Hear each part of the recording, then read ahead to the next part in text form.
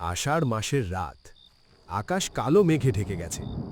গ্রামের কাঁচা রাস্তা ধরে হাট থেকে ফিরছে জগা। তার কাঁধে একটা পুরনো কাপড়ের ব্যাগ। চারপাশে এমন নীরবতা যেন পুরো গ্রাম ঘুমিয়ে নয়, লুকিয়ে আছে। জগা নিজের মনে বিড়বিড় করে বলল, আহারে, আজ হাটটা অনেক দেরি হয়ে গেল। এই রাস্তাটা আবার রাতে ভাল লাগে না। মানুষজন সব আগে আগে চলে গেল। আমারই কপাল খারাপ, মাছ বেচতে গিয়ে এত দেরি হইল। আকাশের যা অবস্থা, মনে হয় যে কোনো সময় বৃষ্টি নামবো। জগা হাঁটছে। হঠাৎ দূরে চোখে পড়ল আলো। একটা না, দুইটা না, অনেকগুলো আলো। জগা থেমে গেল। এইটা আবার কি? এই মাঠের মাঝে এত রাতে আলো কই থেকে আইল? জগা চোখ ছোট করে তাকালো। তার বুকের ভেতরটা কেমন যেন ঠকঠক করতে শুরু করল। কারণ ওই মাঠে একটা হাট বসেছে।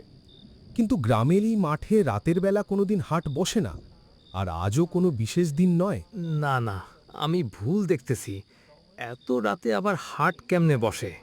কিন্তু লোকজনের গলাও তো শুনতেছি। জগা ধীরে ধীরে সামনে এগুতে লাগল। জগা ধীরে ধীরে মাঠের দিকে এগোতে লাগল। যত সামনে যাচ্ছে তত মানুষের আওয়াজ পরিষ্কার শোনা যাচ্ছে। কেউ মাছ বিক্রি করছে, কেউ সবজি, কেউ চিৎকার করে দাম বলছে। কিন্তু একটা জিনিস দেখে জগার বুকের ভেতরটা কেমন ঠান্ডা হয়ে গেল। এত লোকজন আছে, অথচ কেউ হাসছে না, কেউ গল্প করছে না, কেউ কারো দিকে তাকাচ্ছে না। সবাই শুধু নিজের নিজের কাজ করে যাচ্ছে।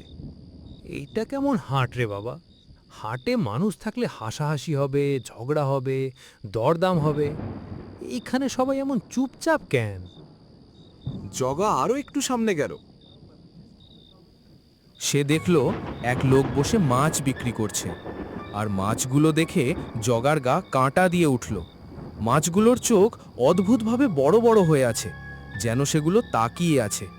জগা একটু কাঁপা গলায় বলল, এই যে ভাই, মাছ কত কইলা? লোকটা মাথা নিচু করে বসেছিল। ধীরে ধীরে মাথা তুলল। লোকটার চোখের নিচে কালো দাগ, মুখ ফ্যাকাশে, ঠোঁটে অদ্ভুত একটা হাসি। মাছ তুমি কিনবা? হ্যাঁ, মানে দাম জিজ্ঞেস করলেন? দাম পরে বলুম, আগে কও তুমি এখানে কেমনে আইলা? কেমনে আসছি মানে? হাঁটতে হাঁটতে আসছি। তোমরা আবার কারা? লোকটা কিছু বলল না, শুধু তাকিয়ে রইল এক দৃষ্টিতে, একেবারে জগার চোখের দিকে। জগার বুকের ভেতরটা ধরফর করতে লাগল। সে দ্রুত পাশ কাটিয়ে সামনে চলে গেল। হাঁটতে হাঁটতে সে একটা চায়ের দোকান দেখতে পেল। যাক বাবা, চায়ের দোকান আছে। এক কাপ চা খাইলে শরীরটা একটু ঠিক হইব। চায়ের দোকানের সামনে গিয়ে বসতেই দোকানদার ধীরে ধীরে মাথা তুলল। আর জগার হাত থেকে ব্যাগটা প্রায় পড়ে গেল। কারণ এই লোকটাকে সে চেনে, খুব ভালো করেই চেনে। এই লোকটা তো 3 বছর আগে মারা গিয়েছিল। জগা স্থির হয়ে দাঁড়িয়ে রইল। তার গলা শুকিয়ে কাঠ, বুকের ভেতরে ধুকপুক শব্দ যেন কানের ভেতর বাজছে। চায়ের দোকানদার ধীরে ধীরে মাথা তুলল। তার চোখ দুটো অস্বাভাবিক শান্ত, ঠোঁটে পাতলা একটা হাসি। জগার মুখ শুকিয়ে গেল, কারণ এ মানুষটাকে সে ভুলতে পারে না। গ্রামের নিতাই কাকা 3 বছর আগে নদীতে নৌকো ডুবে মারা গিয়েছিল। জগা কাঁপা গলায় বলল, না না, এটা হইতে পারে না। না কাকা, না, আমি ভুল দেখতেছি। আপনি নিতাই কাকা না, আপনি অন্য কেউ। নিতাই কাকা তো 3 বছর আগে মারা গেছিল। আমি নিজে গেছিলাম নদীর পারে। আমি নিজে দেখছিলাম গ্রামের মানুষ আপনারে কাঁধে কইরা নিয়ে যাইতেছিল। আমি নিজের চোখে দেখছি, নিজের চোখে। তাহলে আপনি আপনি এখানে কেমনে বসে আছেন? নিতাই কাকা চুপ করে তাকিয়ে রইল। তারপর খুব ধীরে ধীরে বলল, জগা, মানুষ অনেক কিছু নিজের চোখে দেখে, কিন্তু সব দেখা জিনিস সত্যি হয় না। আবার অনেক সত্যি জিনিস আছে যেগুলো মানুষ দেখতে পারে না। তুই যেদিন আমারে শেষবার দেখছিলি, সেদিন ভাবছিলি আমি শেষ হয়ে গেছি। কিন্তু শেষ আর শুরুর মাঝখানে একটা রাস্তা আছে, খুব অন্ধকার রাস্তা, খুব একলা রাস্তা। সবাই ওই রাস্তার কথা জানে না। কাকা, আপনি কি কইতেছেন? আমার কিছু ভাল লাগতেছে না। আমার বুকটা কেমন করে উঠতেছে। আমি বাড়ি যামু, এক্ষুনি যামু। এই হাটও আমার ভালো লাগতেছে না। বাড়ি যাইবি এত সহজে? জগা, তুই কি এখনো বুঝোস নাই তুই কোথায় আইসা পড়ছস? তুই যে রাস্তায় হাঁটতে হাঁটতে এখানে আইসস, ওই রাস্তা সবাই খুঁজে পায় না।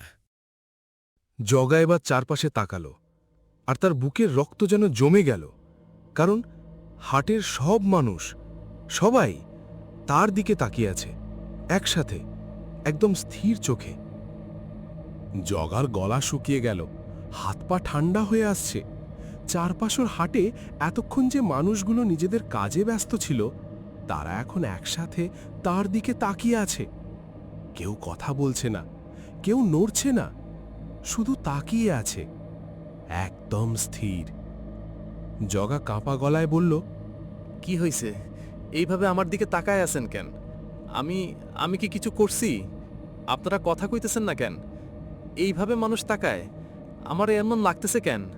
আমার বুকের ভিতরটা কেমন চাপ চাপ লাগতেছে। হঠাৎ হাটের এক কোণ থেকে একজন বুড়ো মানুষ দাঁড়িয়ে উঠল। ধীরে ধীরে হাঁটতে হাঁটতে সামনে এলো। লোকটা জগার সামনে এসে দাঁড়ালো। তারপর ফ্যাকাশে চোখ তুলে বলল, অনেক বছর পর একজন জীবিত মানুষ এই হাটে ঢুকল। জীবিত মানে কি সব বলেন আপনারা? আমি কিছুই বুঝতেছি না। আমি হাট থেকে বাড়ি ফিরতেছিলাম, রাস্তা দিয়ে হাঁটতে হাঁটতে আলো দেখলাম, তাই আইলাম, এইটুকুই। সবাই এই একই কথা বলে, সবাই ভাবে ভুল করে আইছে, কিন্তু এই হাট ভুলে কেউ আসে না। এই হাট মানুষরে ডাকে। ডাকে মানে কে ডাকে? যারা আর ফিরতে পারে না, তারা ডাকে। তারপর চারপাশ থেকে খুব নিচু গলায় ফিস ফিস শব্দ আসতে লাগল। জগা। জগার চোখ বড় হয়ে গেল, কারণ এই গলাটা সে চিনতে পারল, খুব ভালো করেই চিনতে পারল। ওটা তার বাবার গলা, কিন্তু তার বাবা তো 10 বছর আগে মারা গেছেন। জগা কাঁপতে কাঁপতে চারপাশে তাকাচ্ছে। হাটের সব মানুষ স্থির হয়ে দাঁড়িয়ে আছে, কারো মুখে কোনো কথা নেই, শুধু এক দৃষ্টিতে তার দিকে তাকিয়ে। হঠাৎ ভিড়ের ভেতরে একটা মুখ দেখে জগা থমকে গেল। তার বুকের ভেতরটা ধক করে উঠল। সে চোখ মুছে আবার তাকালো। না, ভুল না, এই মুখ সে হাজার মানুষের মধ্যে চিনবে। বাবা, বাবা তুমি? ভিড়ের মাঝখান থেকে লোকটা ধীরে ধীরে সামনে আসতে লাগল, মাথা নিচু, শান্ত মুখ। জগার চোখে পানি চলে আসলো। বাবা, সত্যি তুমি? আমি ভুল দেখতেছি না তো?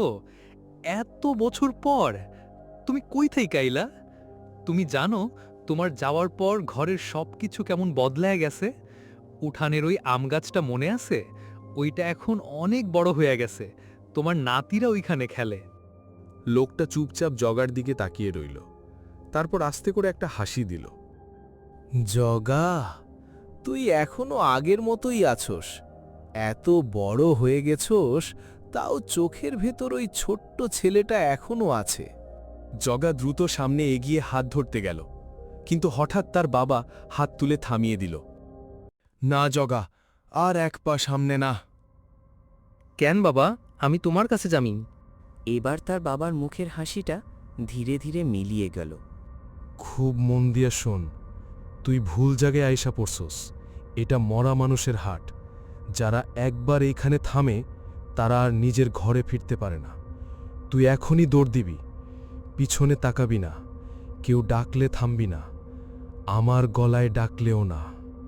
জগা ধীরে ধীরে চারপাশে তাকালো, আর তার শরীর ঠান্ডা হয়ে গেল, কারণ হাটের সব মানুষ দাঁড়িয়ে আছে, আর সবাই হাসছে, একটা ঠান্ডা ভয়ঙ্কর হাসি।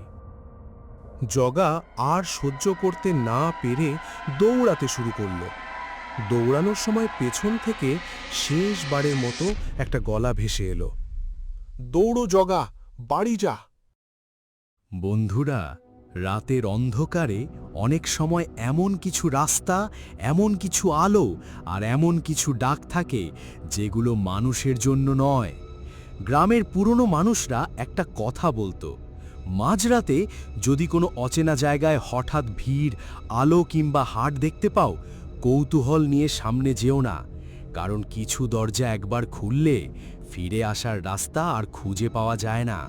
আর মনে রাখবে, সব হাট মানুষের জন্য বসে না।